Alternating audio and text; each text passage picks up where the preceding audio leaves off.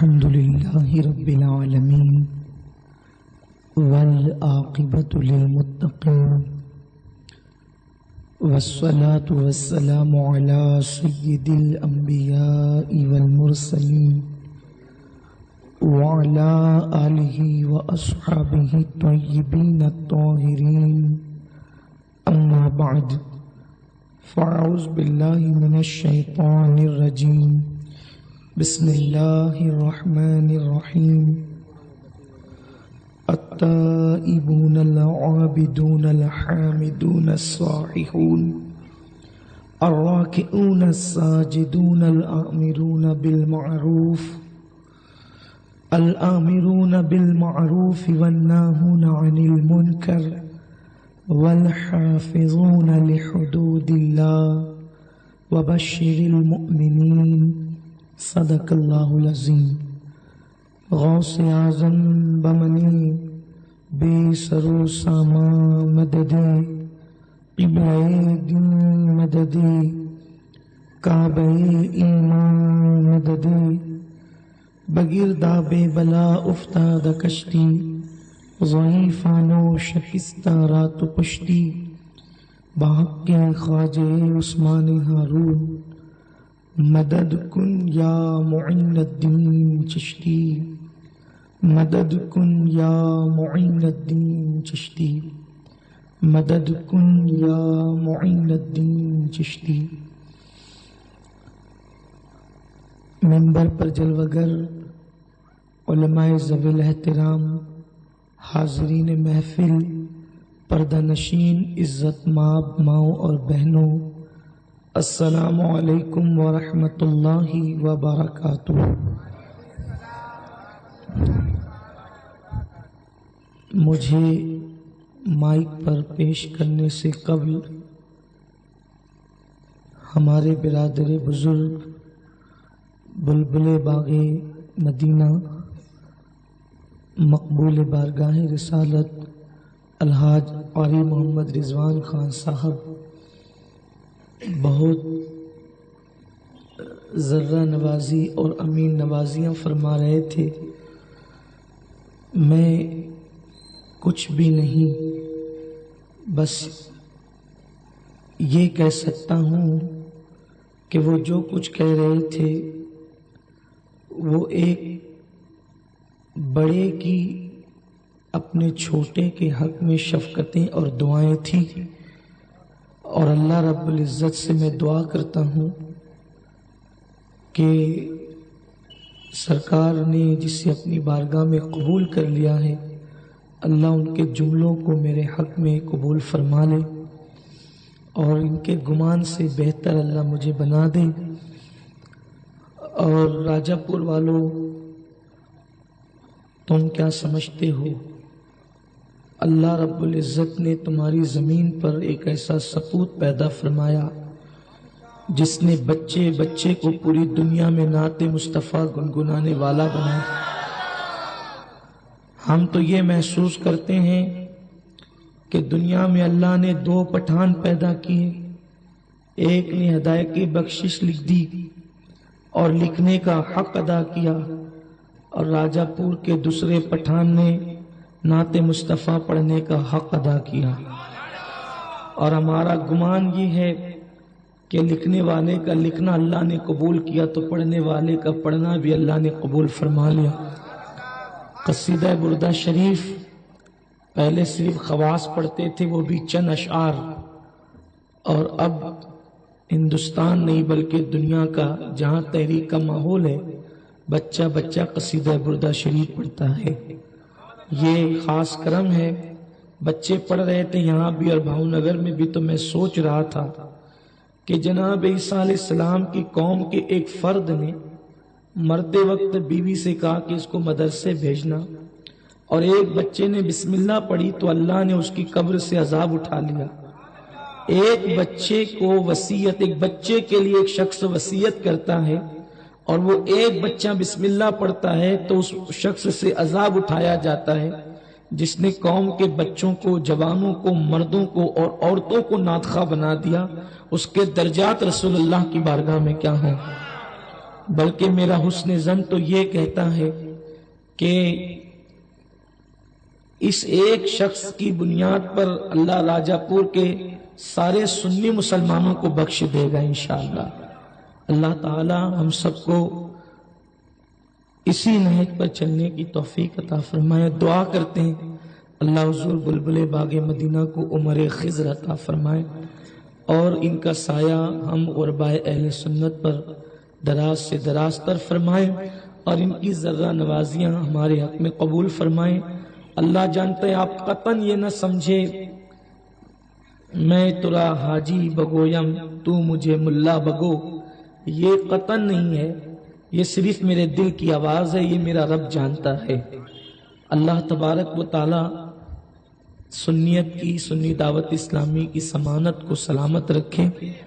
آئیے گفتگو کا آغاز کرنے سے قبل ہم اور آپ مل کر انتہائی عقیدت و محبت کے ساتھ اپنے اور ساری کائنات کی مرکز عقیدت انیس بے کساں چارہ ساز درد مندہ ہم غریبوں کے غمگسار مصطفیٰ جان رحمت شمع بزم ہدایت خسرو خوباں سید المعصومین طٰہٰ و یاسین مزمل و مدثر صاحب براق صاحب لواء الحمد صاحب مقام محمود سید الانبیاء وجہ تخلیق کائنات دانائے سبل مولائے کل ختم الرسل آفتاب رسالت مہتاب نبوت روح کائنات سید انس والجان حضور احمد مجتبی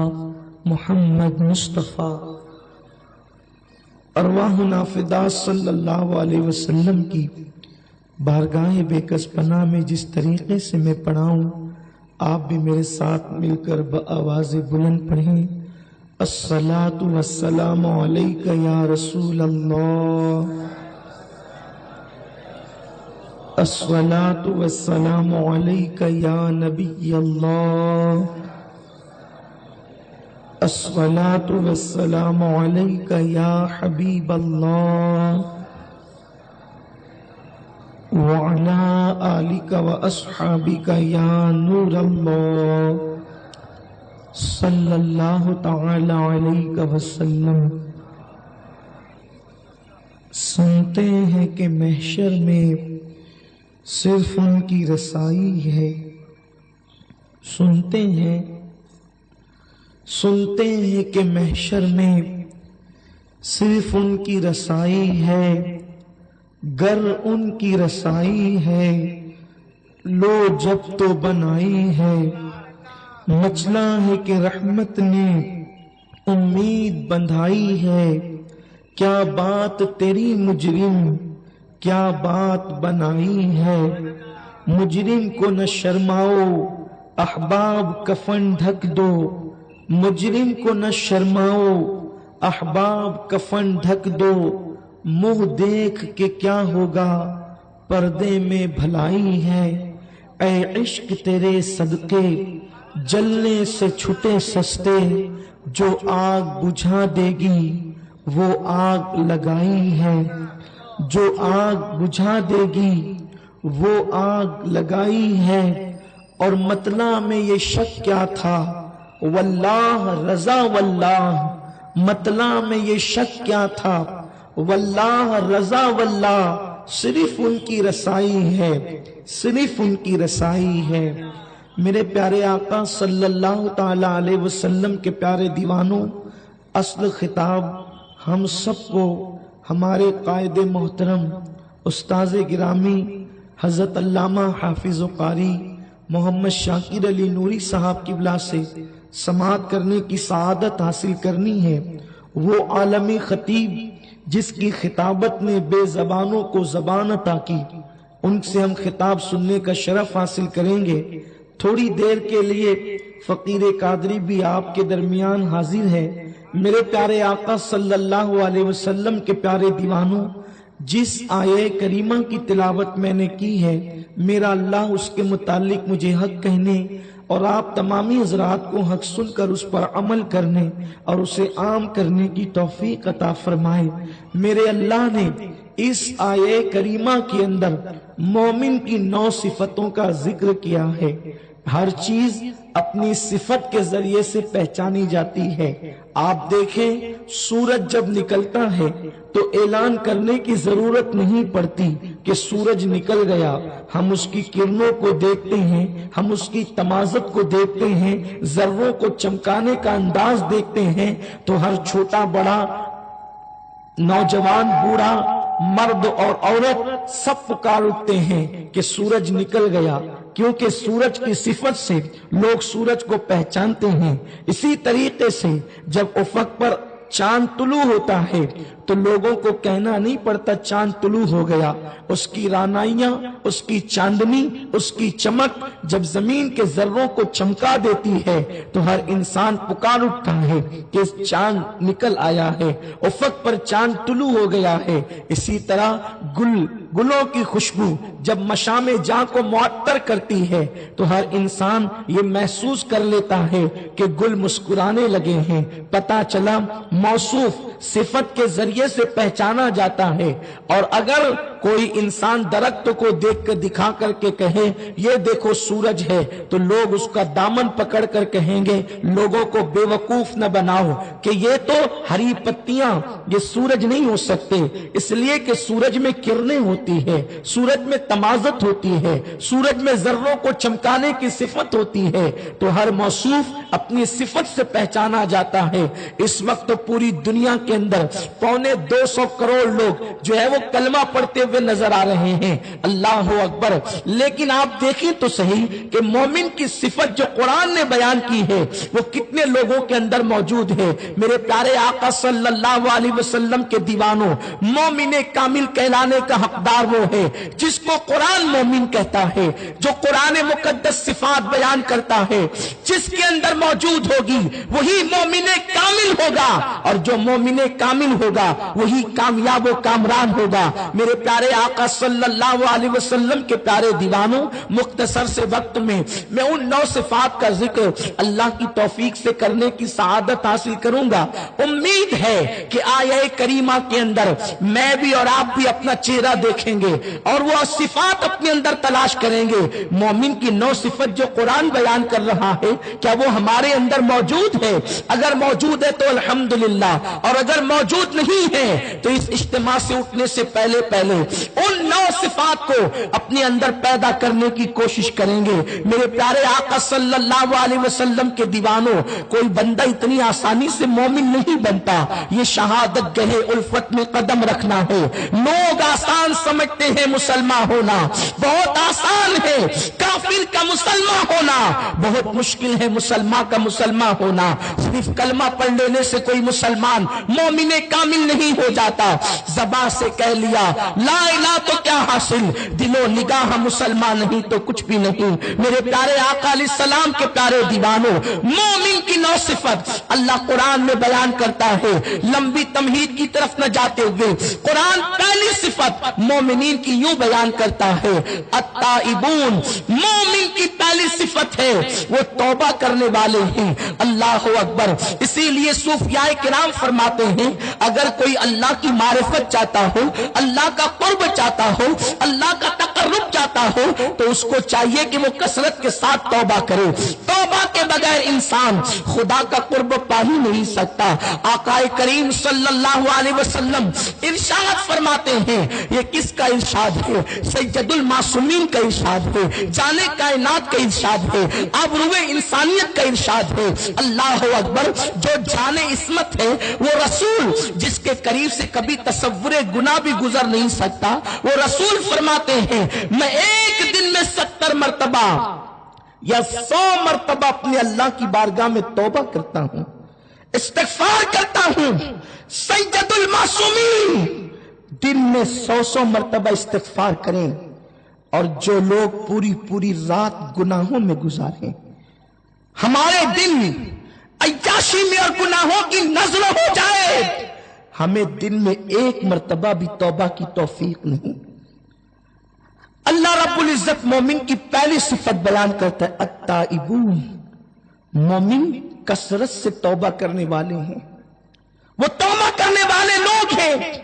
اور توبہ کی برکت یہ ہے کہ جب بندہ گناہ کرتا ہے تو اس کے دل پر ایک سیاہ نقطہ پڑ جاتا ہے، اگر وہ توبہ کر لے تو اللہ اس سیاہ نقطے کو مٹا دیتا ہے، اور اگر وہ توبہ نہ کرے اور پھر گناہ کرے تو وہ نقطہ بڑھ جاتا ہے، یعنی سیاہی بڑھ جاتی ہے، دل کی کالک بڑھ جاتی ہے، اور بڑھتے بڑھتے گناہوں کی نحوست کی وجہ سے ایک وقت وہ آتا ہے کہ اللہ اکبر، انسان کا پورا دل سیاہ ہو جاتا ہے، اس کا پورا دل کالا ہو جاتا ہے۔ میرے پیارے آقا صلی اللہ علیہ وسلم کے پیارے دیوانوں، میرا عنوان توبہ نہیں، مجھے پوری آیہ کریمہ پر گفتگو کرنے کی سعادت حاصل کرنا ہے۔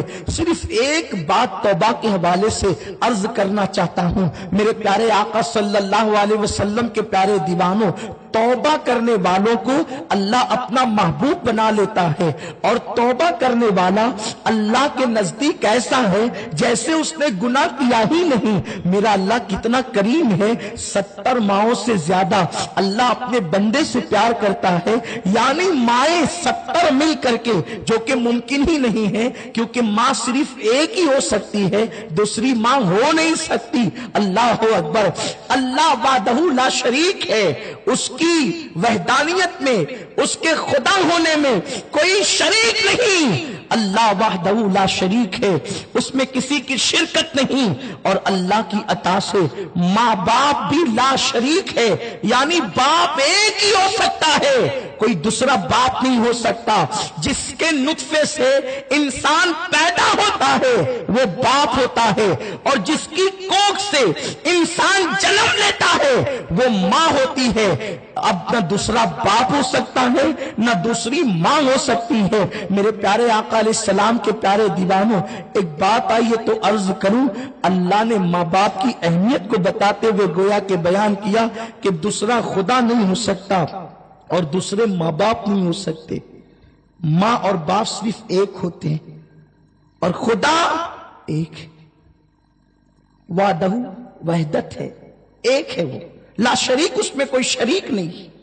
جیسے خدا میں کوئی شریک نہیں ہو سکتا، یہ ممکنات میں سے نہیں ہے۔ اللہ رب العزت کی عطا سے اس نے ماں باپ کو ایسا اہم بنایا۔ اللہ قدیم ہے، ازلی ہے، وہ ہمیشہ سے ہمیشہ رہے گا، لیکن ماں باپ تو فانی ہے، حادث ہے، وہ قدیم نہیں ہے، لیکن اللہ رب العزت نے ماں باپ کو بھی اپنی عطا سے وحدہ بھی بنایا، یعنی ایک بنایا، اور لا شریک، یعنی ان میں کسی کی شرکت نہیں ہو سکتی۔ یہ ماں باپ کی اہمیت ہے۔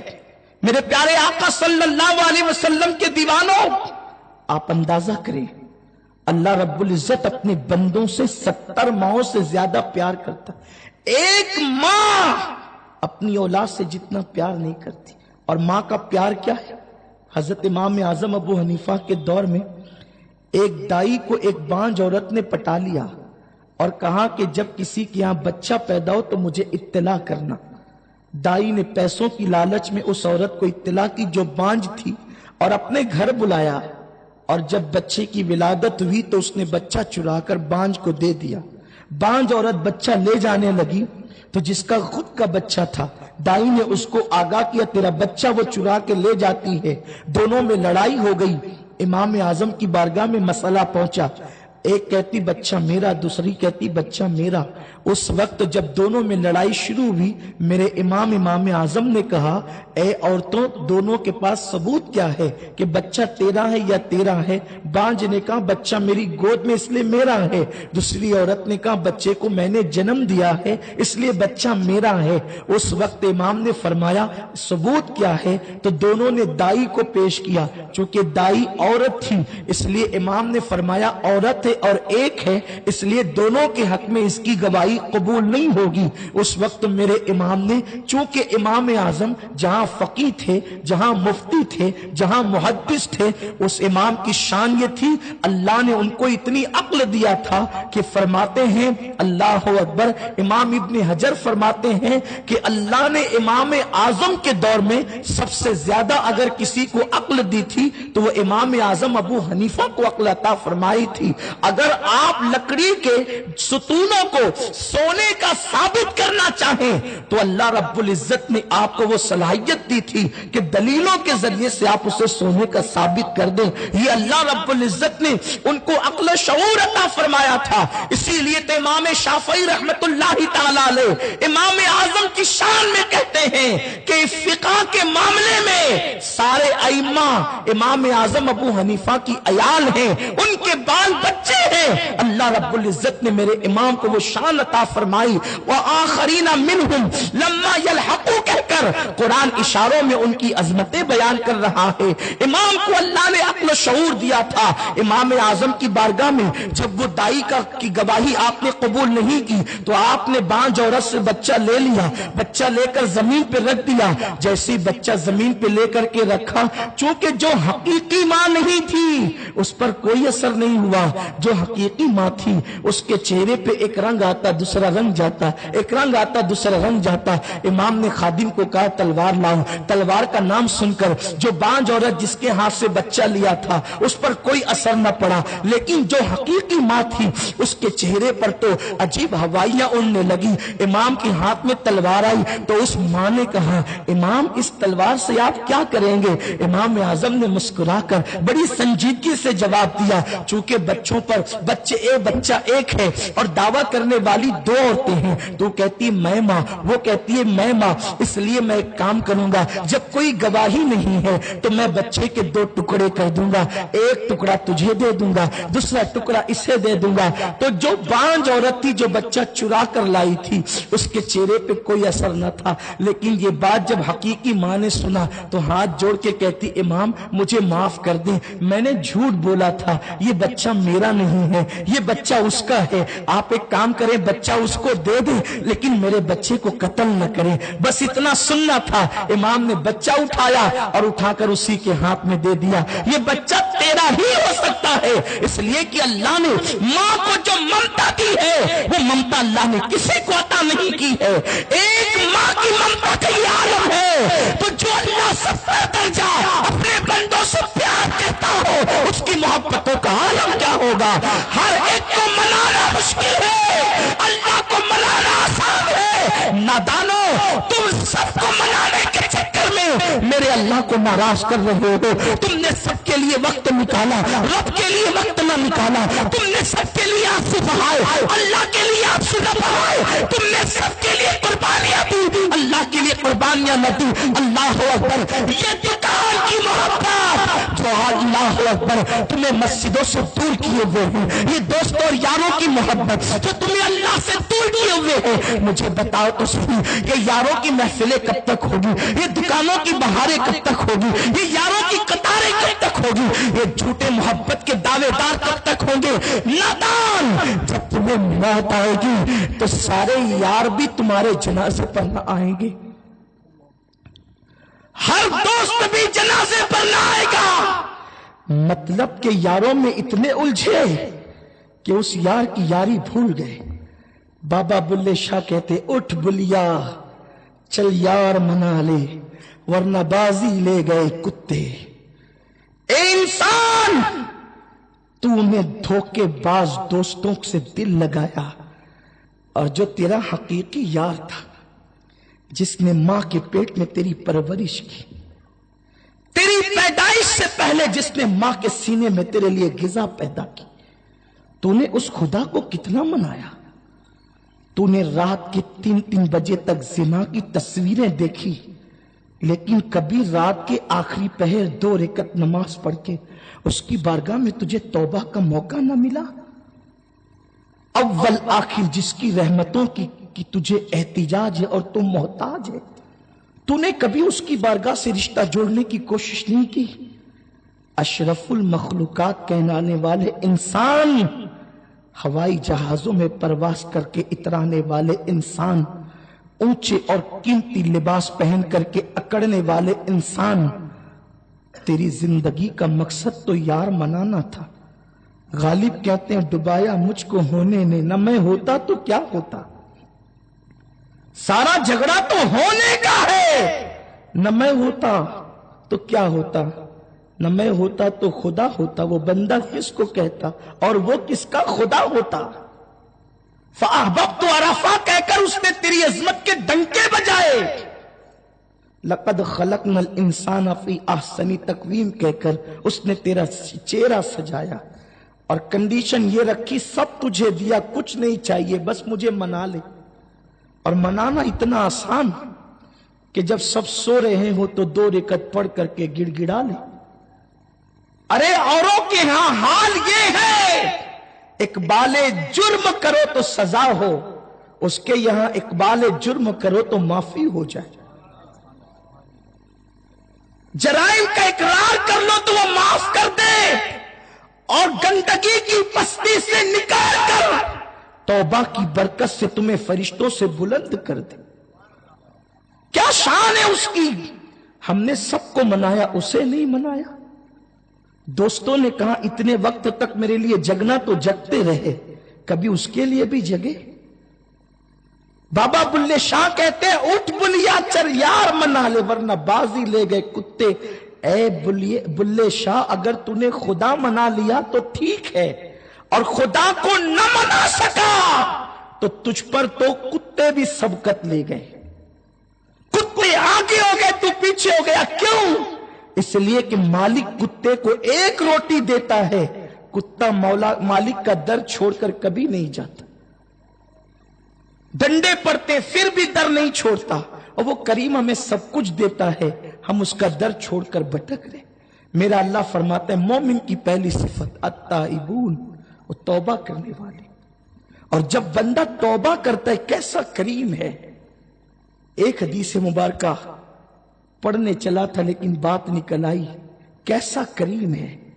यहां तक फरमाया कि जब कोई जवान उसकी बारगाह में तौबा कर ले तो 40 दिन तक नूर की किंदील आसमानों में रोशन करवाता है। और फरिश्ते कहते हैं कि आज जवान ने तौबा की है, उस खुशी में यह किंदील जल रही है। अल्लाह को जवान भी पसंद, जवानी की तौबा भी पसंद।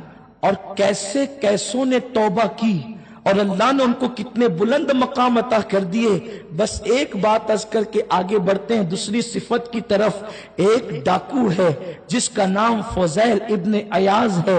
अल्लाह अकबर।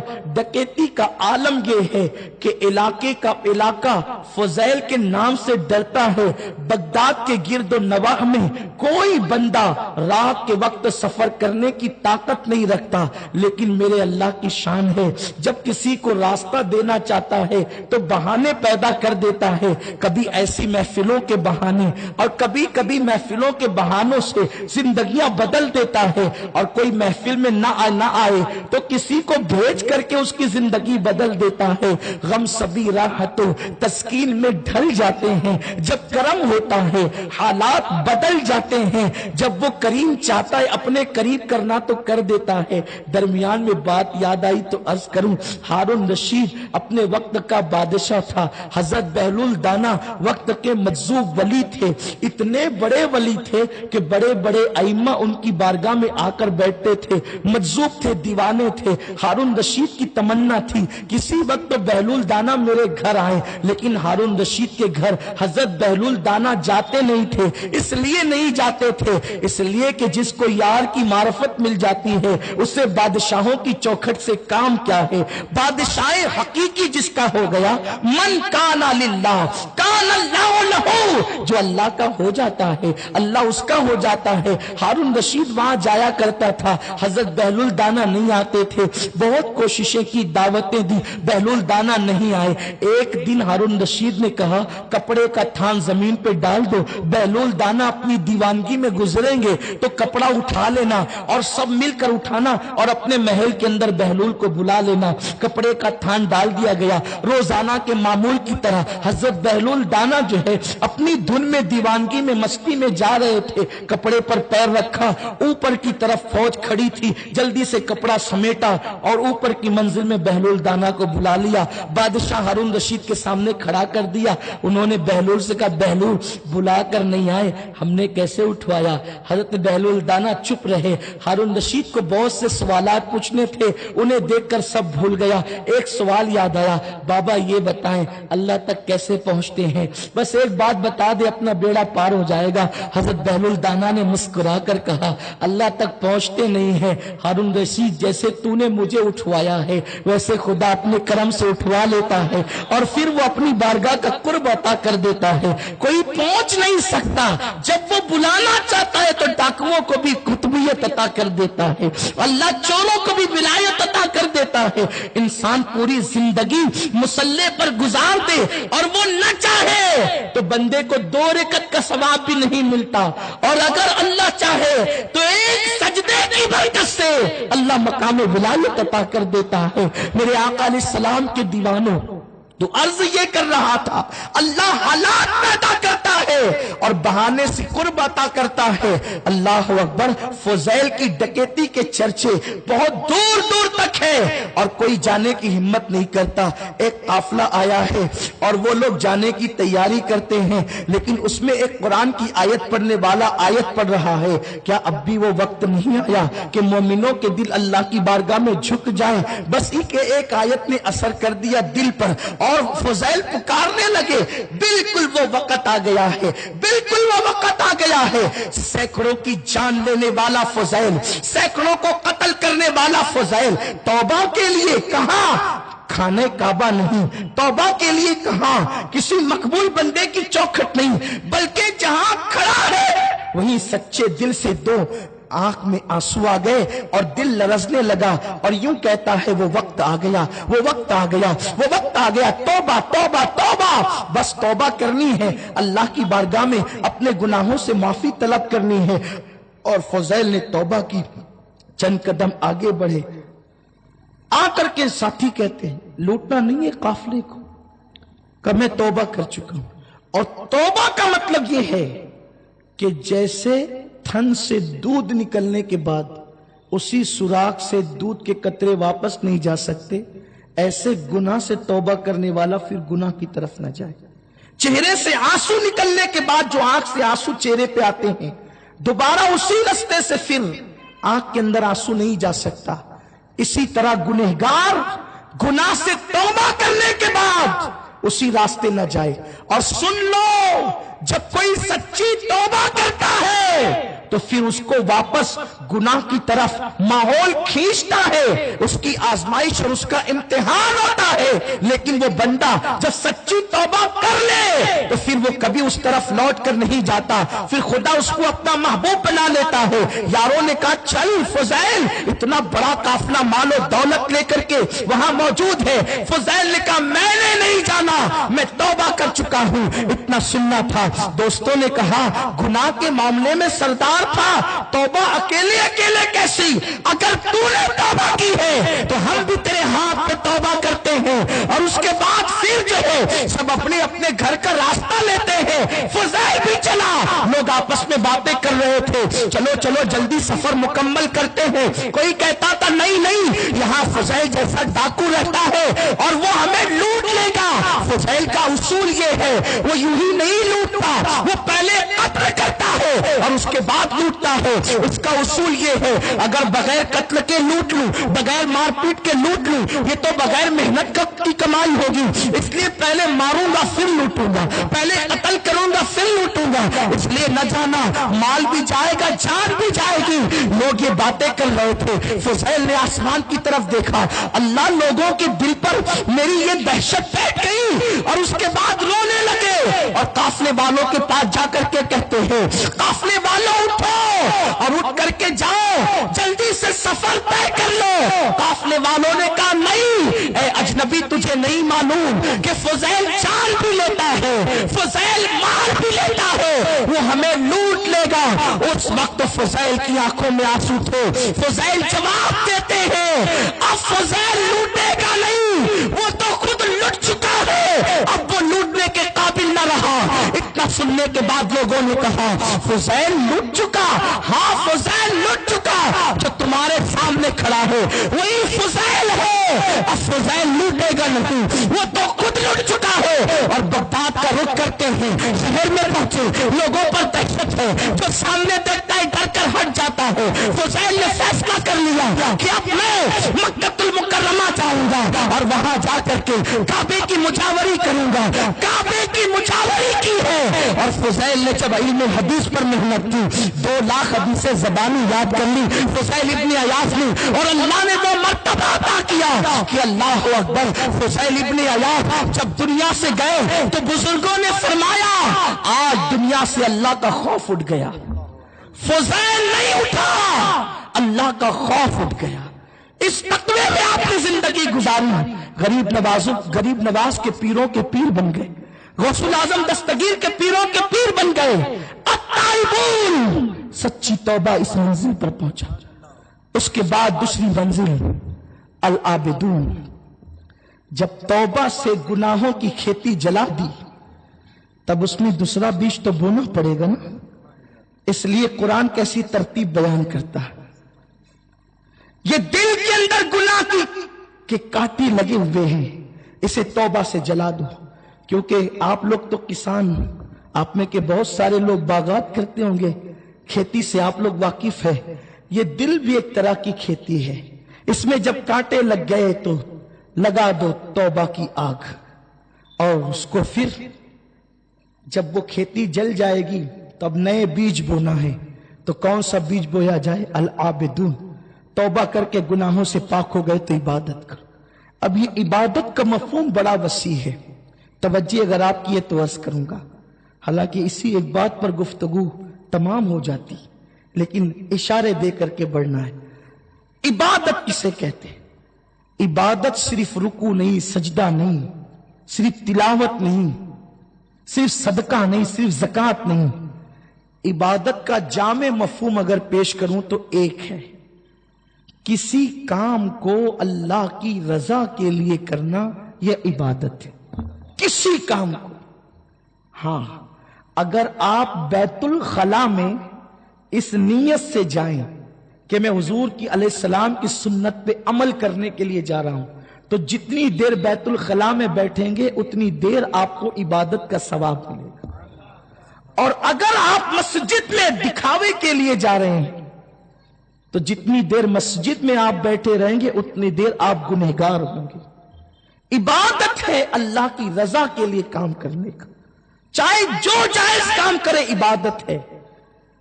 ایک بات یہاں یاد آتی ہے، 2 بزرگوں میں، ولیوں میں آپس میں دوستی تھی۔ ایک بزرگ مالدار تھے، دوسرے توکل پر زندگی گزار رہے تھے۔ ان کے گھر کا کھانا اس بزرگ کی کٹیا میں پہنچتا تھا۔ ایک دن بزرگ نے روزانہ کے معمول کی طرح اپنے خادم کو کھانا دیا، کہا بیٹے لے جاؤ، وہ جو اللہ والے میرے دوست ہیں وہاں کھانا پہنچا دو۔ یہ کھانا لے کر کے چلے، واپس لوٹے، حضرت جس پل سے گزر کر کے جاتا تھا باڑھ آئی ہے، پل ٹوٹ گیا، کوئی کشتی نہیں، کیسے جاؤں؟ کہا بیٹے جانا، دریا سے کہنا کہ جس نے ساری زندگی کبھی اپنی بیوی کو ہاتھ نہیں لگایا، اس بندے نے مجھے بھیجا ہے، مجھے دریا راستہ دے۔ یہ مرید خادم سچے لوگ تھے، آج کل کے جیسے لوگ نہیں، اس لیے کہ آج کل کے لوگوں کا حال تو یہ ہے، اس نے یہ کہہ دیا تو بھی ہاں، اس نے یہ کہہ دیا تو بھی ہاں۔ کسی بزرگ سے ہم نے سنا تھا، فرماتے ہیں آج کل کے لوگوں کا حال یہ ہے، گائے بچہ دیتی ہے ہاں، بیل بھی دیتا ہے ہاں، گائے دودھ دیتی ہے ہاں، بیل بھی دیتا ہے ہاں، یہ حال ہے لوگوں کا۔ ہاں میں ہاں ملاؤ، اللہ کی رضا نہیں، حق گوئی نہیں، بس جیسا ماحول ویسے گاؤ، یہ حال ہو گیا ہے۔ اس لیے ایمان بھی کیا ایمان رہا، جس کی محفل میں گئے کسی نے تقریر کی حضور کو علم غیب ہے، ہاں ہے، نعرے اس پہ بھی لگ گئے، کسی نے کہا کہ نہیں ہے، تو اس پہ بھی نعرے لگ گئے کہ نہیں ہے، یہ لوگوں کا حال ہے، جیسا دیس ویسا بھیس۔ ارے نادان، ایمان اس کا نام نہیں، ایمان تو نام اس کا ہے کہ انگارے پر لٹایا جائے جو عقیدہ ہے، ببانگ دہل اس کا اعلان کیا جائے۔ کیا تم نے بلال سے نہیں سیکھا؟ کیا تم نے جناب خبیب سے نہیں سیکھا؟ یہ وہ صحابہ ہیں کہ جن کو انگاروں پر لٹایا جاتا اور اسلام کے خلاف ان کی زبان سے بولیاں بلوانے کی کوشش کی جاتی، ان کی چربی سے انگارے کجلا جاتے، لیکن یہ حق کے سوا کچھ نہیں کہتے۔ جب تک مسلمان اس طرح کا مومن تھا کہ وہ ہمیشہ اللہ کی رضا کی بولی بولتا تھا، رسول پاک کی رضا کی بولی بولتا تھا، اس کی نگاہیں اٹھتی تھی تو اللہ اکبر لوگوں کی تقدیریں بدل جاتی تھی۔ اور آج کے مسلمان کا حال یہ ہے، 4 بار بھی استسقا پڑے تو بارش کا نزول نہیں ہوتا، اس لیے کہ ایمان میں وہ پختگی نہ رہی، ایمان کے اندر وہ پختگی نہ رہی۔ اسی لیے تو اقبال نے کہا ہے کہ وہ نہ عشق میں رہی گرمیاں، نہ وہ عشق میں رہی گرمیاں، اور نہ وہ شوق میں رہی سوزیاں، نہ تو غزنوی میں تڑپ رہی، نہ تو خم ہے زلف ایاز میں۔ کچھ نہیں ہے الا ماشاءاللہ۔ اب وہ جو تھے وہ قبروں میں سو رہے ہیں، جن کے عشق میں گرمیاں تھی، جس کے شوق میں شوخیاں تھی، سوز تھا، جہاں تڑپ تھی، جہاں دل کی گہرائیاں تھی، وہ بندے اب قبروں میں آرام کر رہے ہیں۔ اب اگر ان میں ڈھونڈنا بھی ہے تو آپ انگلیوں پہ گن سکتے ہیں۔ مسلمانوں یقین پیدا کرو، اور جب تک یقین پیدا نہیں ہوگا اس وقت تک ایمان کی لذت اور حلاوت نہیں پا سکتے۔ تو میرے پیارے آقا صلی اللہ علیہ وسلم کے دیوانوں، وہ خادم اور مرید سچا تھا۔ پیر نے کہا جا کر دریا سے کہنا، جس نے ساری زندگی اپنی بیوی کو ہاتھ نہ لگایا، اس نے کہا یا میرے راستہ دے دے۔ سوچا تو تھوڑی دیر کے لیے، میرے پیر نے اتنا بڑا جھوٹ زندگی کا بولا، 4 5 بچے گھر میں پل رہے ہیں اور کہتا کہ بیوی کو ہاتھ نہیں لگایا۔ لیکن دریا کے پاس کھڑے ہو کے کہا او دریا رستہ دے۔ اس نے بھیجا ہے جس نے پوری زندگی اپنی بیوی کو ہاتھ نہیں لگایا۔ دریا 2 حصوں میں تقسیم ہوا، وہ گزر گئے۔ جا کے ان کے دوستوں کو کھانا دیا، پورا کھانا وہ کھا گئے، اللہ کا شکر ادا کیا۔ کہا ادھر سے تو یہ بول کے آیا تھا، ادھر سے کیا بول کے جاؤں؟ تو کہا کہ بیٹے جا کے کہنا جس نے ساری زندگی کبھی ایک لقمہ نہیں کھایا اس نے مجھے بھیجا ہے، مجھے راستہ دے۔ کہا یہ تو اس سے بڑا جھوٹ، اس لیے کہ اگر پیر نے ہاتھ نہیں لگایا بیوی کو تو دوسرے شکوک اور شبہات اور سوالات کے جوابات پیدا ہو سکتے ہیں، ان کے نہ صحیح تو کسی اور کے۔ اس طریقے سے کوئی معاذ اللہ کہہ سکتا ہے، لیکن یہاں تو بالکل سامنے ہے، وہاں تو غیبی پردے ہیں نسب پر، اور یہاں تو بالکل لقمے کے لقمے میرے سامنے کھایا، کھانا پورا ختم کیا، اور کہتے ایک لقمہ نہیں کھایا، اور کہا کہ حضرت یہ بول کر تو جاؤں گا لیکن مجھے اتنا بتا دیں کہ یہ تو بہرحال جھوٹ ہے۔ کہا جاؤ تو صحیح۔ وہاں جا کے کہا دریا نے رستہ دیا، گزر گئے۔ پیر کے پاس پہنچے، حضرت دونوں نے جھوٹ کہا، لیکن حیرت اس پر ہے کہ جھوٹوں کی بات دریا نے مانا کیسے؟ یہ معاملہ میرے سمجھ میں نہیں آیا۔ پیر نے بتایا بیٹے ہم نے اپنی بیوی کو ہاتھ اپنی نفسانی خواہش کے لیے نہیں لگایا، اس اللہ کا حکم ہے، اس کی رضا کے لیے قریب گئے، اللہ نے بچے بھی دیا، تو ہم اپنے نفس کے لیے نہیں گئے، تو اللہ کے حکم پر عمل کرتے ہوئے گئے، تو وہ بھی عبادت ہو گیا۔ اور اس نے جو کہا کہ ایک لقمہ نہیں کھایا، تم کھاتے ہو پیٹ بھرنے کے لیے اور نفس کی تسکین کے لیے، اور وہ اللہ والا کھاتا ہے مولا کے حکم پر عمل کرنے کے لیے کہ کھاؤں گا جسم میں طاقت پیدا ہوگی تو اللہ کی عبادت کروں گا، تو تیرا کھانا کھانا ہے، اس کا کھانا بھی اللہ کی عبادت ہے۔ تو اللہ کی رضا کے لیے جو بھی کام کیا جائے وہ عبادت ہے، اور جو اللہ کی رضا کے لیے نہ کیا جائے تو نماز بھی پھر تجارت ہے۔ عبادت اللہ کی رضا کے لیے ہے اور تجارت اپنے مقصد کے لیے ہے۔ امام عشق و محبت نے الملفوظ میں ایک واقعہ بیان کیا ہے، جو اللہ کی رضا کے لیے بس وہی عبادت، اور جو اس سے ہٹ کے وہ نماز بھی تجارت ہے اور دکان بھی عبادت ہے۔ اگر دکان حلال کے لیے اللہ کے حکم پہ عمل کے لیے بیٹھے ہو تو دکان کی تجارت بھی عبادت، اور اگر نماز اس مقصد کے لیے جا رہے ہو کہ میں مالدار بن جاؤں، وہ عبادت نہیں، وہ تجارت۔ امام ایک واقعہ بیان کرتے ہیں کہ حضرت اورنگزیب عالمگیر کے دور میں ایک بہروپیہ تھا جو بہروپیوں کی نسل چلی آ رہی تھی، اور وہ بہروپیہ حضرت اورنگزیب کے دربار میں کہنے لگا حضرت میں بہروپیوں، میرے باپ دادا تمہارے باپ داداؤں کے دربار میں رہتے تھے، ایسے روپ بدلتا ہوں کہ کوئی پہچان نہیں پاتا، فرمایا چل جائے یہاں سے، ہمارے دربار میں ایسوں کی ضرورت نہیں، اور تو جو روپ بدل کے آئے گا میں پہچان لوں گا۔ لیکن اس نے کہا اگر نہ پہچانے تو، اگر نہیں پہچانے تو تو جو مانگے گا تجھے دیں گے، منہ مانگی قیمت دیں گے۔ وہ روپ بدل کے آتا رہا، اورنگزیب پہچانتے رہے۔ ایک دن اس نے آنا ہی چھوڑ دیا، اور وہ اس نے کیا کیا، روپ جو بدلا تو ایسا بدلا کہ وہاں کسی کا شک نہیں جا سکتا، سر پہ پگڑی، خوبصورت جبہ کبا، اور جنگل میں نماز پر نماز، نماز پر نماز، نماز پر نماز۔ مذہب کے لباس سے بڑھ کر دھوکہ دینے کے لیے بڑا کوئی لباس ہو ہی نہیں سکتا۔ اسی لیے تو یہ قوم فرقوں میں بٹی ہوئی ہے، اس لیے کہ جو علم غیب پر تقریریں کرتے ہیں وہ بھی جبے اور عمامے میں، داڑھیوں پہ، جو منکرین ہیں وہ بھی اسی لباس میں، بھولی بالی قوم پہچان نہیں رہی ہے۔ یہ لباس بہت دھوکے کی چیز ہے، لیکن مسلمانوں پہچاننا ہوگا، پہچاننا ہوگا۔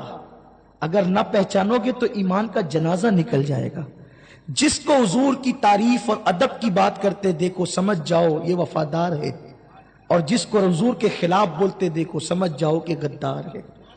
آج لوگ سلام بھی پڑھ رہے ہیں بیٹھ کر، آج لوگ 11ویں کا کھانا کھانے بھی جا رہے ہیں۔ ہماری سنی قوم اتنی بولی کہ دیکھو اب وہ مزار پہ جانے لگے ہیں، اس لیے وہ سدھر رہے ہیں، وہ بیٹھ کے سلام پڑھنے سدھر رہے ہیں، وہ کسی کے خلاف نہیں بولتے سدھر رہے ہیں۔ یہ 11ویں اور مزار پہ جانا یہ سنیت کی علامت ہے، سنیت نہیں ہے مکمل۔ میری ناک میرے چہرے کا حصہ ہے، یہ میرا چہرہ نہیں ہے، یہ میرے چہرے کا ایک جزو ہے۔ ناک کے بغیر چہرہ ہو سکتا ہے، چہرے کے بغیر ناک نہیں ہو سکتی۔ تو 11ویں یہ اہل سنت کی ایک رسم ہے، یہ اہل سنیت، یہ سنیت نہیں ہے مکمل۔ اگر کوئی 11ویں کرے اور حضور کی بے ادبی کرے وہ سنی نہیں ہو سکتا۔ سنی صرف وہی ہے جو حضور علیہ السلام کا با ادب ہے، حضور کی توہین سے دور ہے، اور رسول اللہ کے دور سے لے کر آج تک جو اہل حق کا عقیدہ ہے سواد اعظم کا، جو اس پہ قائم ہے وہ سنی ہے۔ چاہے وہ ساری زندگی 11ویں نہ کرے، چاہے وہ ساری زندگی عرس میں نہ جائے، اگر وہ رسول اللہ کا وفادار ہے وہ سنی ہے، اور وہی ہمارا ہے۔ مسلمانوں یاد رکھو، آج لوگ چہرے بدل بدل کر آ رہے ہیں، کسی کے چہرے پر معاذ اللہ داڑھی، کسی کے چہرے پر عمامہ، کسی کے چہرے پہ بھولا پن۔ یہ سب نہ دیکھنا، یہ دیکھو کہ کس کی بولی صدیق اکبر کی بولی کی طرح ہو، کس کی بولی فاروق اعظم کی بولی کی طرح ہو، کس کی بولی عثمان و علی کی بولی کی طرح ہو، کس کی بولی غوث و خواجہ کی بولی کی طرح ہو، کس کی بولی بابا ملک ریحان کی بولی کی طرح ہو، کس کی بولی مخدوم مہیبے کی بولی کی طرح ہو، کس کی بولی امام احمد رضا کی بولی کی طرح ہو۔ وہی سچا ہے، اور جو وہ بولی نہیں بولتا چاہے کسی لباس میں آئے وہ ہمارا ہو نہیں سکتا۔ سواد اعظم کی بولی ہو، صحابہ کی بولی تو یہ تھی، وہ حضور کو یا رسول اللہ کہتے تھے۔ صحابہ کی بولی تو یہ تھی کہ وہ نماز میں حضور کا چہرہ تکتے تھے۔ ہاں، اور آج تو کہا جاتا ہے کہ نماز میں حضور کا خیال آئے تو گدھے اور بیل کا خیال بہتر ہے اور نبی کا خیال بدتر ہے۔ یہ بولیاں بولی جاتی ہے، کتابوں میں لکھا جاتا ہے۔ ایمان کی حفاظت کرو، اور اس سرزمین پہ بسنے والوں، جب علماء حق تمہیں کہتے ہیں دماغ میں نہیں آتی ہے یہ تفرقہ بازی کی بات نہ کیا کرو، یہ فرقہ واریت نہیں ہے، یہ قرآن کی تعلیم، قرآن کی تعلیم ہے۔ اور اپنے نبی کی شان کیا ہے؟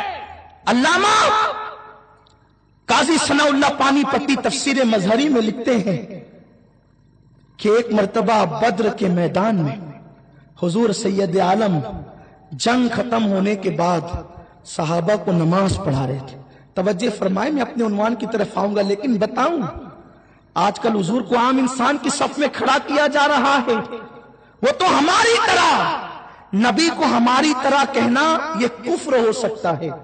کیوں؟ اس کی وجہ بتاؤں۔ اگر آپ کسی عالم کو کہے کہ یہ میری طرح، تو اس کے دو معنی نکلتے ہیں۔ کیا؟ ایک تو یہ کہ میں بھی عالم، کوئی کسان کہے کہ میں عالم کی طرح، تو اس کا ایک معنی یہ نکلتا ہے کہ میں بھی عالم، اور اگر معاذ اللہ یہ مطلب نہیں تو دوسرا مطلب یہ نکلتا ہے کہ یہ عالم نہیں بلکہ میری طرح یہ بھی کسان۔ تو اگر تم نبی کو اپنی طرح کہتے ہو تو در پردہ تم اپنی نبوت کا اعلان کرتے ہو، اور اگر اس میں یہ معنی نہیں نکلتا اور نبی کو اپنی طرح کہتے ہو تو جیسے میں غیر نبی ویسے یہ بھی غیر نبی معاذ اللہ، تو حضور کی نبوت کا انکار ہوا۔ تو پھر غلام احمد قادیانی کا قصور کیا تھا؟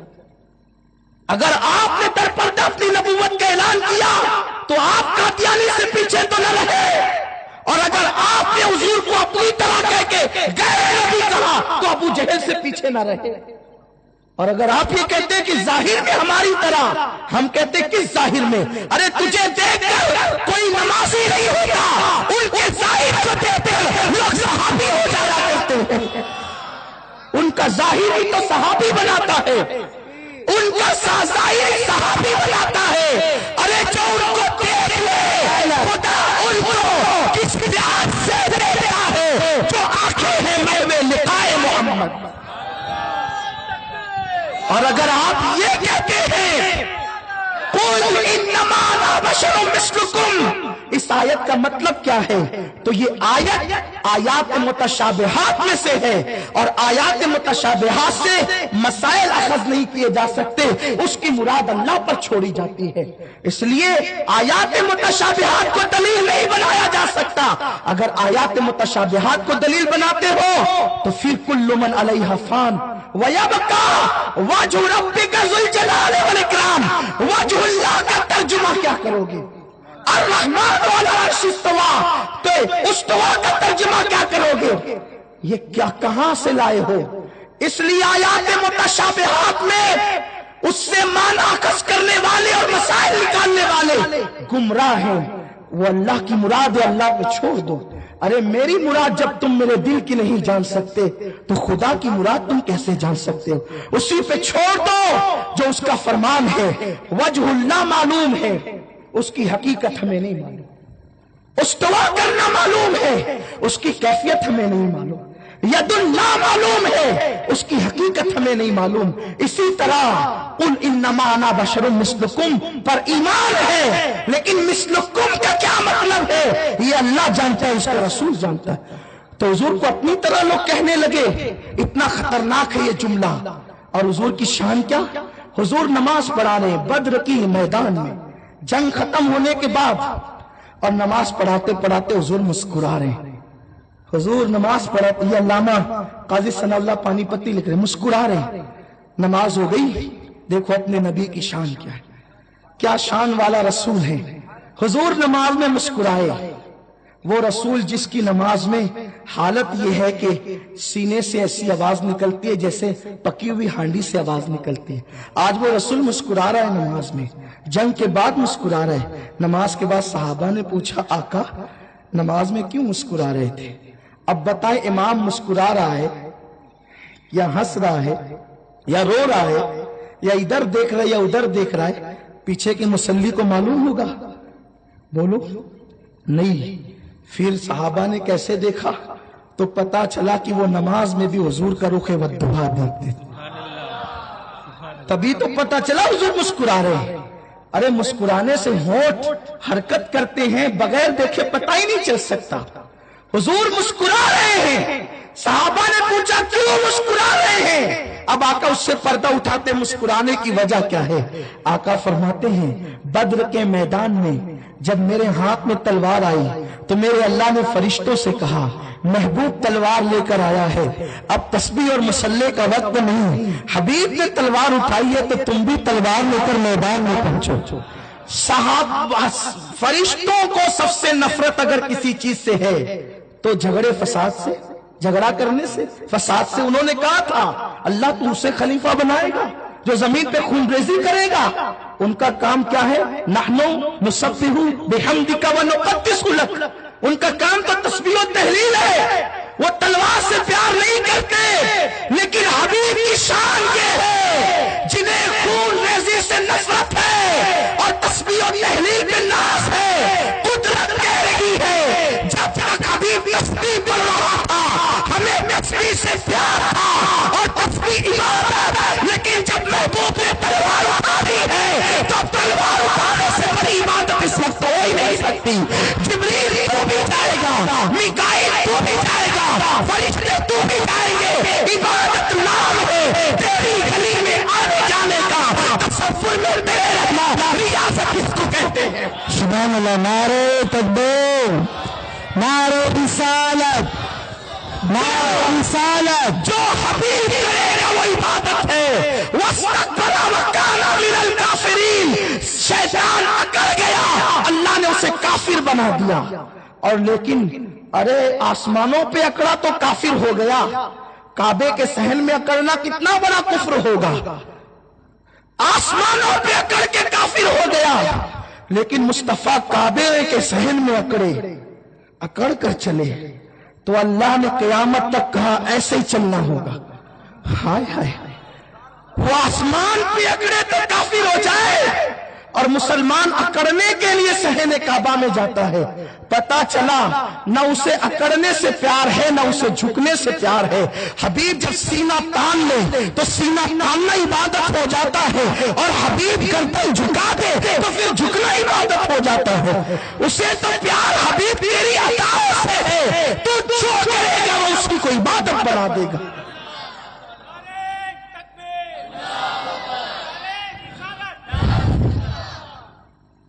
आका करीम के गुलामों, आका फरमाते मुस्कुराने की वजह यह है कि बद्र के मैदान में फरिश्ते आए थे, जिब्रील भी आए, वो हमारे साथ लड़ते रहे काफिरों के खिलाफ। अब अल्लाह ने भेजा जाओ महबूब के गुलामों की मदद करो। बोलो भाई अगर कोई भेजे कि जाओ फला काम करो, काम करने के लिए भेजो तो वापस आने के लिए इजाजत की जरूरत नहीं। जैसे हुजूर किबला मीर सिंधा इस्लामी कह दे कि सैयद साहब जाइए राजापुर के इज्तिमा में, राजापुर के इज्तिमा का हुक्म था, इज्तिमा खत्म। अब हम नहीं पूछेंगे कि हजरत इज्तिमा खत्म हो गया तो वापस आ जाए। जाने के लिए हुक्म होता है, वापस आने के लिए इजाजत की जरूरत नहीं होती। काम पूरा हो गया, आ जाओ। राशिद साहब जा रहे हैं, कारी रिजवान साहब ने कहा राशिद साहब को रेलवे स्टेशन पहुंचा दो, तो इनके मुबल्लिगिन स्टेशन पहुंचा देंगे, फिर स्टेशन से फोन नहीं करेंगे राशिद साहब को पहुंचा दिए आ जाए। नहीं, काम हो गया, बगैर इजाजत वापसी। अब मेरे नबी की शान है। आका फरमाते जिब्रील हजारों फरिश्तों को लेकर आए थे, लेकिन जब जंग खत्म हो गई तो जिब्रील जाने लगे। जब जाने लगे तो पहले आसमान पे गए तो दरवाजा बंद था। जिब्रील ने दस्तक दी, दरवाजा खोलो। जिब्रील अपने घर जा रहा है। अल्लाह की तरफ से निदाई, जिब्रील मैंने हबीब के गुलामों की मदद के लिए भेजा था, तो तू बद्र से वापस आ रहा है तो मेरे महबूब से पूछ कर आ रहा है या बगैर पूछे आ रहा है? जिब्रील ने अर्ज की अल्लाह बगैर पूछे आ रहा हूँ, काम खत्म हो गया, पूछने की जरूरत क्या है? कहा जिब्रील दरवाजा खुलेगा नहीं जब तक हबीब से इजाजत लेकर के नहीं आएगा। जिब्रील अपने घर नहीं जा सकता, जमीन पे आने के बाद मेरे हबीब से पूछे बगैर। ऐसे नबी को अपने बराबर कहते हो, ये शान है। आका फरमाते जिब्रील दस्तक देता है, दरवाजा नहीं खुलता और जिब्रील को अल्लाह कहते हैं वापस जा। कौन अल्लाह? Lump यलिद वलम यूलद, lump यलिद वलम यूलद। वो जिसे चाहे उठा के जहन्नम में फेंक दे, वो रब जिसकी मिस्ल नहीं, जिसकी मिसाल नहीं, जो कुल कहकर कायनात को पैदा करे, जो मोहताज नहीं, जो मुख्तार कुल है, जो मुख्तार कुल है, उससे किसी की एहतियाज नहीं। वो बता रहा है कि मोहम्मद रसूलुल्लाह का मर्तबा क्या है। बेशक अपनी मर्जी से हूँ, हूँ, और जब तक हबीब इजाजत नहीं देता मैं जिब्रील को आसमान पे बुलाता नहीं। आका कहते जब जिब्रील वापस आया मुझसे इजाजत मांगने के लिए तो मैंने देखकर मुस्कुरा दिया कि खुदा ने मेरी इजाजत के बगैर जिब्रील के लिए दरवाजा नहीं खोला। इसीलिए तो मेरे इमाम कहते हैं सबसे औला वो आला हमारा नबी, सबसे बाला वो आला हमारा नबी, अपने मौला का प्यारा हमारा नबी, दोनों आलम का दूल्हा है। ये अपने नबी की शान, उस नबी को कहते हैं हमारी तरह, और धोखा देते हैं कपड़ों से। औरंगजेब को उस बहरूपी ने कहा हम धोखा देंगे, और कपड़े बदल लिए और रात दिन नमाज नमाज नमाज। न इबादत जिस मकसद के लिए की जाती है अल्लाह उसको पूरा करता है। औरंगजेब को एक मुहिम थी, हल नहीं हो रही थी, लोग जो परेशान थे। फौजी आए, हजरत एक नूरानी चेहरे वाले बुजुर्ग हमारी सल्तनत में सिर्फ नमाज पढ़ते हैं। औरंगजेब ने कहा अच्छा हम भी चलेंगे दुआ लेने के लिए। कौम को बेचारी को पता ही नहीं है कि नूरानी चेहरा कहते किसे हैं। ये हर सफेद चमड़ी को नूरानी चेहरा समझते हैं। अगर हर सफेद चमड़ी नूरानी चेहरा है तो बिलाल की नूरानियत को क्या नाम दोगे, क्या लकब दोगे, क्या अल्फाज से उनकी तारीफ करोगे? अरे आसमान का हिलाल झुककर मेरे नबी के बिलाल के कदमों पे बेस हो देता है। ये मेरे नबी के बिलाल की शान है। ये सफेद चमड़ियां नहीं, वो नूरानियत है। जब दिल की आंखें आती है तो नूरानियत पता चलती है, वरना उन वलियों की शान ये है औलियाई तहत कबाई, मेरे औलिया मेरी चादरे गैरत के नीचे छुपे हुए हैं, उन्हें कौन पहचानता है? कहता मेरे सिवा कोई नहीं पहचान, ला यारिफुहुम गैरी, मेरे सिवा उन्हें कोई नहीं पहचानता। आका फरमाते उनका हाल ये है तुम्हारे दरवाजे पे आए तो तुम भगा दो। जिन्हें औलिया कहते हैं दरवाजे पे आए तो भगा दो। मर जाए तो कोई कंधा देने वाला ना रहे, बीमार पड़ जाए कोई इयादत करने वाला ना रहे, गुम हो जाए कोई ढूंढने वाला ना रहे। और शान ये है कि अगर कसम खा ले तो अल्लाह उनकी कसम पूरी फरमा देता है। ये उनकी शान है अल्लाह वालों की। वहां हाल ये था, वो नूरानी चेहरे वाले औरंगजेब भी गए और देखा कि नमाज पे वो नमाज पढ़ रहे, किससे बात ही नहीं करते। औरंगजेब ने घुटने टेक दे, कहा हजरत जिसकी इबादत करते उसका वास्ता दो बात तो कर ले।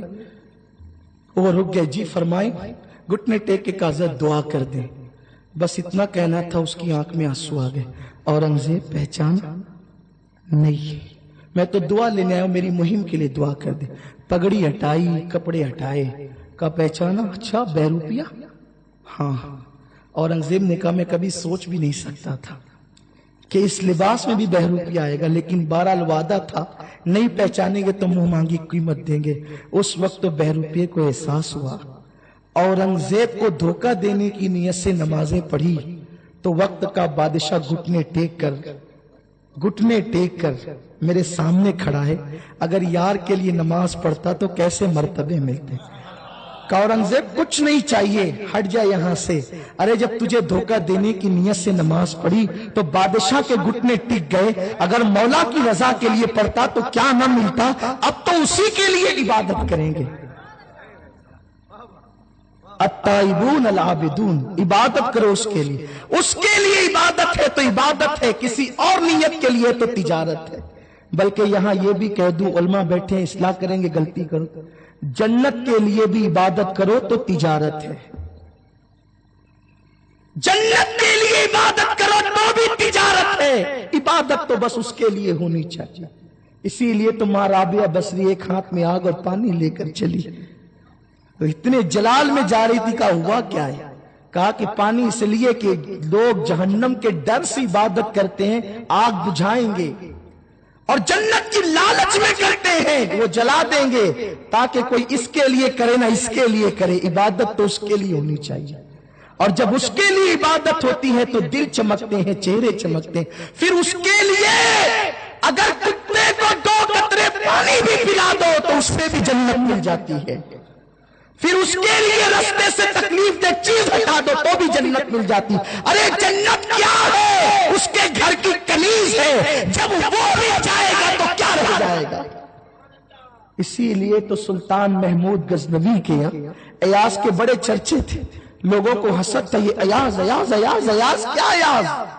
कहा तुम्हें नहीं पता अयाज चीज क्या है, तुम्हें नहीं पता अयाज चीज क्या है, कभी बता देंगे। सुल्तान के यहाँ बेटा पैदा हुआ, सुल्तान ने पूरा कमरा सजा दिया, آقا اس کی کمرے میں جتنی قیمتی چیزیں ہیں، جس پر جو ہاتھ رکھے اس کی اشارہ کیا تو سب ٹوٹ پڑے قیمتی چیزوں کی طرف۔ ایاز کرسی پہ بیٹھا اس لیے کہ دیکھنے کے لیے بھی نظر چاہیے۔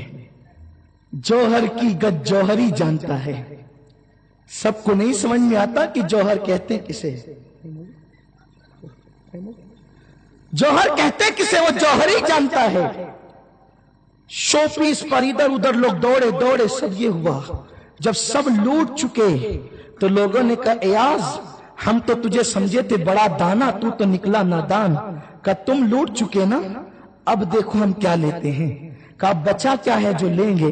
اٹھے محمود کے پاس گئے، محمود اپنے الفاظ دہراؤ۔ کہ اس کمرے میں جو قیمتی چیز پر جو بندہ ہاتھ رکھے گا اس کی ہو جائے گی۔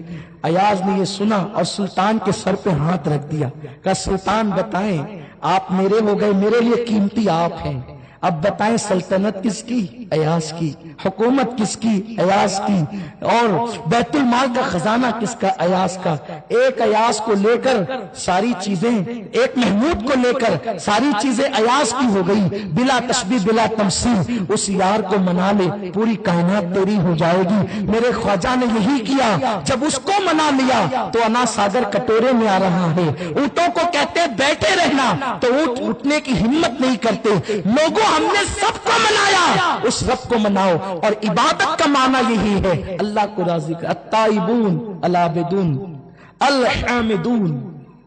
تیسری صفت مومن کی، وہ کثرت سے اللہ کی حمد کرتے، یعنی زبان سے نعمت ملے تو الحمدللہ، دل بھی کہے الحمدللہ اور عمل بھی کہے الحمدللہ۔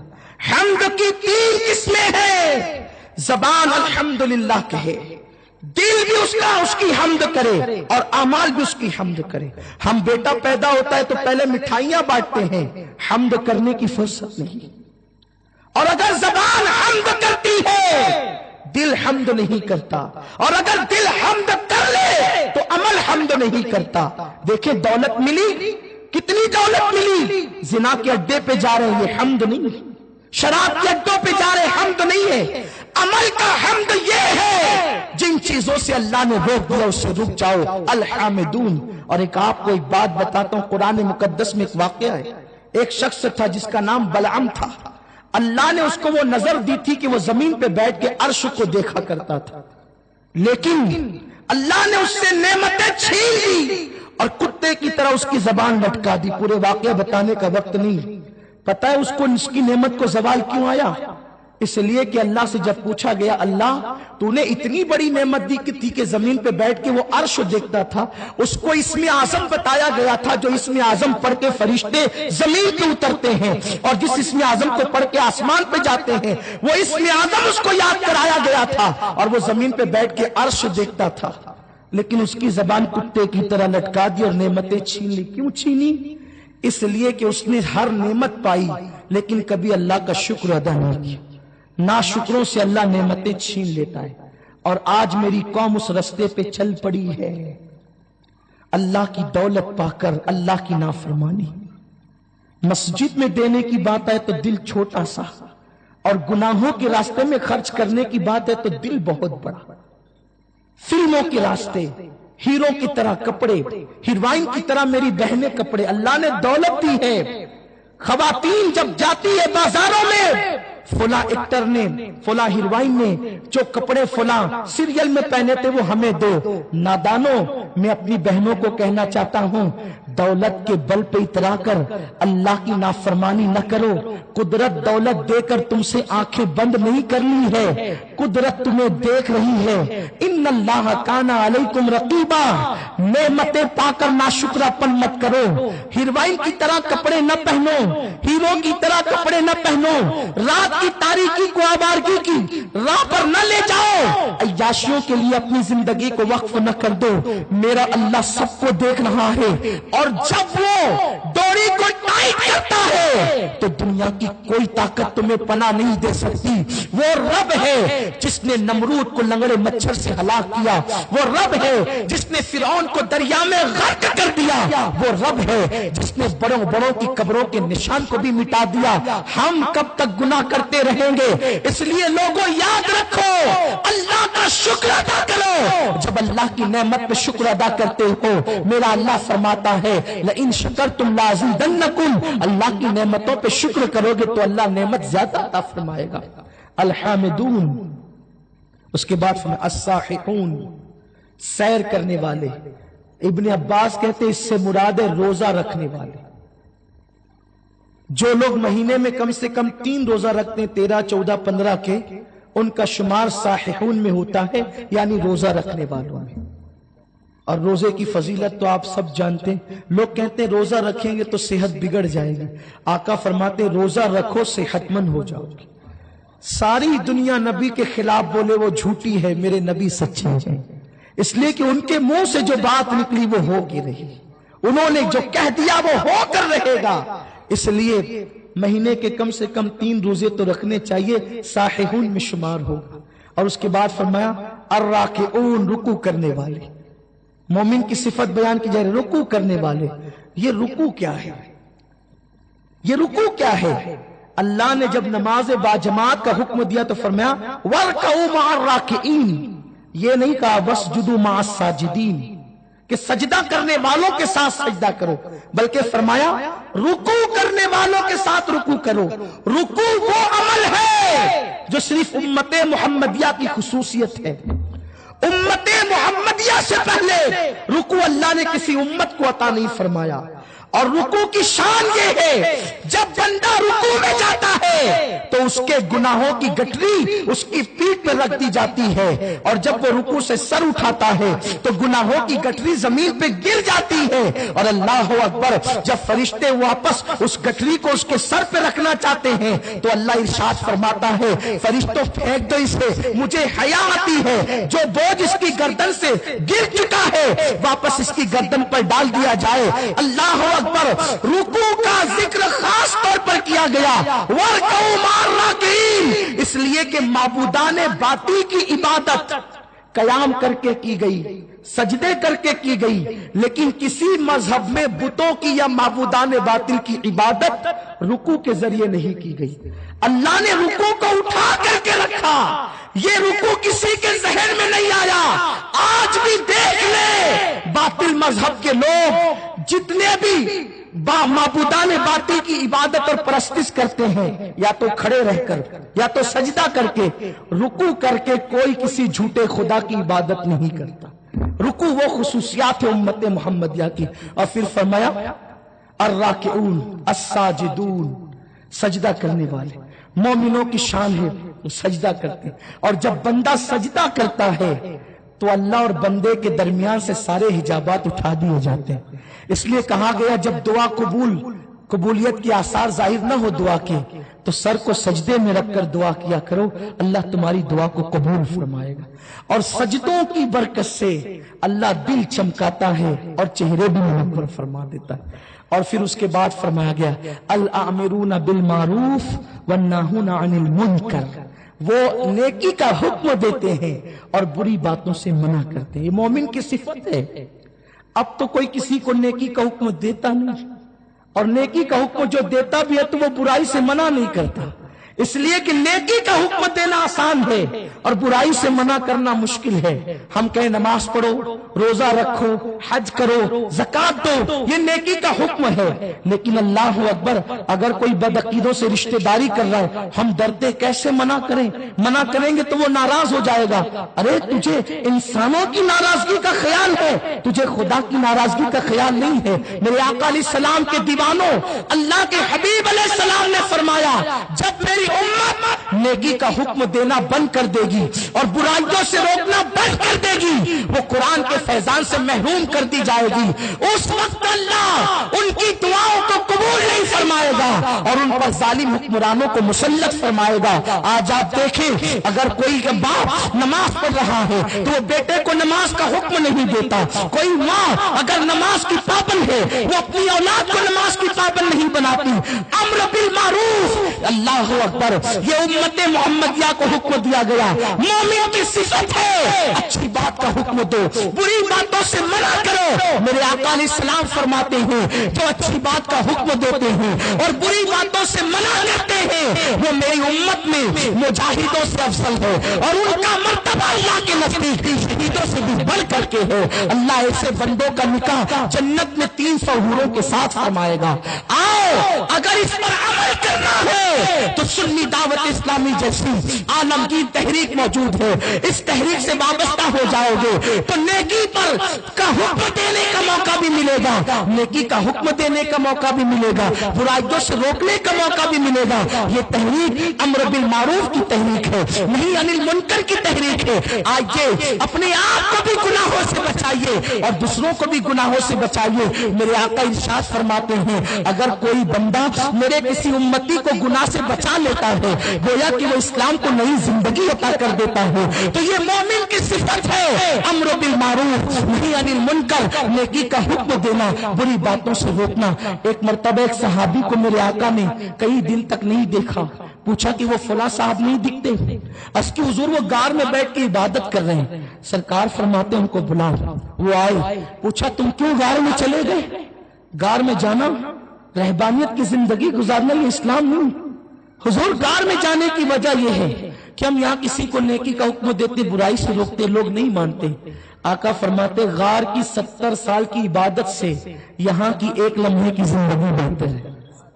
لوگوں کو نیکی کا حکم دو، برائی سے روکو۔ اور سنو، اس دور میں تو زیادہ ضرورت ہے، اگر اپنی چیخ سے کسی ایک کا بھی ایمان بچ جائے اپنا بیڑا پار۔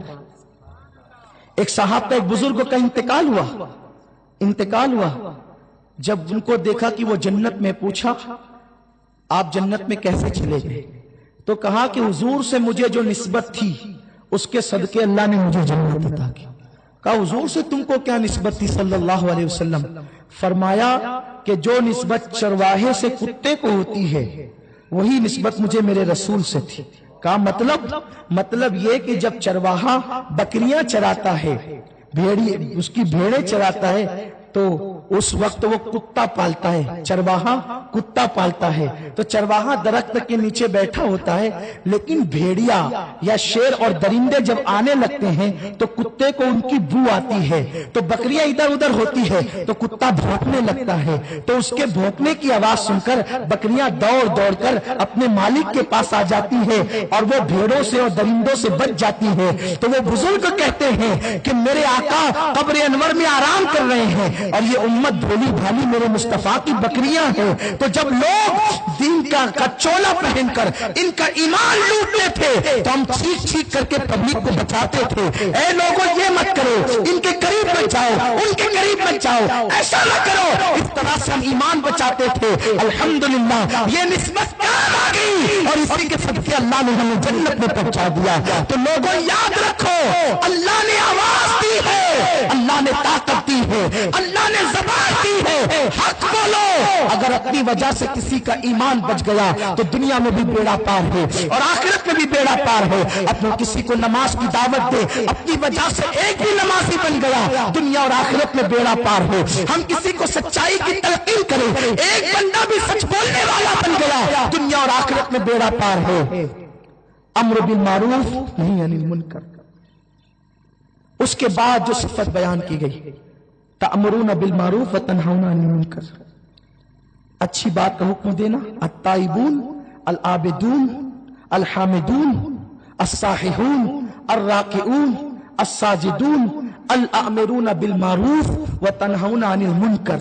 اور اس کے بعد 9ویں صفت کا حکم دیا گیا، والحافظون لحدود اللہ۔ 9ویں صفت ہے وہ اللہ کی حدوں کی حفاظت کرتے ہیں، یعنی جن چیزوں سے اللہ نے روک دیا اب وہ اس طرف نہیں جاتے۔ حضرت جنید بغدادی کہتے ہو سکے تو تو عورتوں کے کپڑوں کو بھی دیکھنے سے بچا کر. کس سے؟ یہ اللہ کی حدیں ہیں. عورتوں کے کپڑے بھی مت دیکھا کرو کیونکہ اس سے بھی تیرے دل کی نورانیت اڑتی چلی جاتی ہے. ہو سکے تو بکری کے تھن بھی بغیر عذر شرعی نہ دیکھا کر. اگر تم بکری کا دودھ دھوتے ہو تو بات الگ ہے، لیکن اگر بکری کا دودھ دھونے کی ضرورت تم کو نہیں پڑتی تو تم بکری کا تھن بھی دیکھنے سے پرہیز کرو. ہو سکے تو تم گائے اور بیل کے دم کے نیچے کی جگہ بھی بغیر عذر شرعی نہ دیکھو کیونکہ یہ اللہ کی حدیں ہیں. تم ان چیزوں کو دیکھ کر اپنے دل کی نورانیت کھوتے ہو. مجھے بتاؤ جب بیل اور گائے کے دم کے نیچے کی جگہ دیکھنے سے اسلام روکتا ہے، بکری کے تھنوں کو بلا عذر شرعی دیکھنے سے روکتا ہے، گائے کے تھنوں کو بلا عذر شرعی دیکھنے سے روکتا ہے، عورتوں کے کپڑوں کو دیکھنے سے نامحرم عورتوں کے کپڑوں کو دیکھنے سے روکتا ہے، تو جو قوم انٹرنیٹ پر زنا کے مناظر اور مردوں کو اور عورتوں کو ننگا دیکھتے ہیں ان کا حال کیا ہوگا؟ مومن کی صفت ہے والحافظون لحدود اللہ، وہ اللہ کی حدوں کی حفاظت کرتے ہیں. جن چیزوں سے اللہ رسول نے منع کر دیا ان چیزوں سے رک جاتے ہیں. یہ مومن کی 90 صفت ہے. اللہ اکبر. ایک مرتبہ ایک بزرگ کے بچے کی عمر 2 سال ہو گئی، یعنی سورج غروب ہوا 2 سال عمر ہو گئی. اب شام ہوئی تو ان کی بیوی ان کے بچے کو دودھ پلانے لگی تو آپ نے فرمایا خبردار دودھ مت پلاؤ کیونکہ بچہ 2 سال کا ہو گیا اور اللہ کا حکم ہے کہ بچوں کو صرف 2 سال تک دودھ پلاؤ. اب تم دودھ نہیں پلا سکتی. یہ اللہ کی حدیں ہیں. مومن اللہ کی حدوں کی یوں حفاظت کرتا. صحابہ کرام جب شراب حرام ہوئی تو انہوں نے شراب کے برتن بھی توڑ دیے. اللہ کی حدیں. اور آج ہم حلال و حرام میں اللہ کی حدوں میں کوئی تمیز نہیں کرتے. اللہ کی حدوں کی حفاظت کرو. یہ مومن کی 90 صفت ہے. جب یہ 9 صفت پیدا ہو جائے تو اللہ فرماتا ہے وَبَشِّرِ الْمُؤْمِنِينَ، مومنوں کو بشارت دے دو، خوشخبری دے دو. ارے جسے قرآن خوشخبری دے رہا ہے وہ دنیا میں بھی خوش رہے گا اور آخرت میں بھی خوش رہے گا. 9 صفتیں اپنے اندر پیدا کرو. توبہ کرنے والے، عبادت کرنے والے، حمد کرنے والے، روزے رکھنے والے، رکوع کرنے والے، سجدے کرنے والے، نیکی کا حکم دینے والے، بری باتوں سے منع کرنے والے، اللہ کی حدوں کی حفاظت کرنے والے. اس آیت میں کہ آئینے میں اپنا چہرہ دیکھو اور یہ 9 صفتوں کو یاد کر لو اور اسے اپنے اندر پیدا کر لو. اگر یہ کیا اس اجتماع میں آنا کامیاب، بیٹھنا کامیاب، جانا کامیاب. اللہ ہمیں مومن کامل بنا دے. دوران گفتگو اگر کوئی غلطی ہو گئی تو اللہ تعالیٰ معاف فرما دے.